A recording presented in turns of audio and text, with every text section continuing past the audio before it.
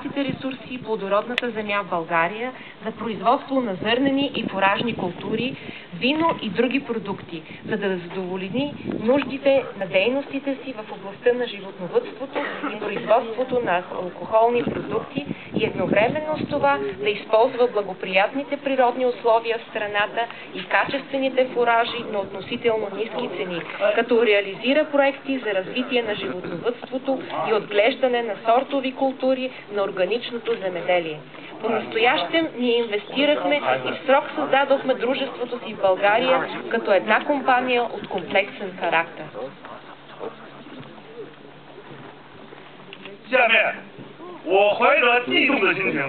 庄严地宣布，中国天津能肯集团保洁亚公司开业仪式现在开始。 И сега за мен е изключително вълнуващо официално да обявя